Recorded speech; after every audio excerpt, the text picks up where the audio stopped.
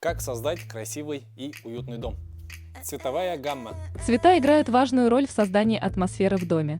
Ориентируйся на собственные вкусы, а не готовые картинки в Pinterest.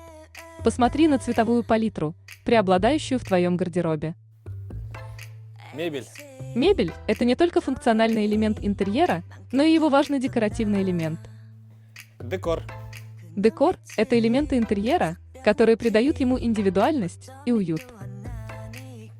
Материалы. Материалы для отделки помещений выбираются в зависимости от стиля интерьера и функциональности каждой комнаты.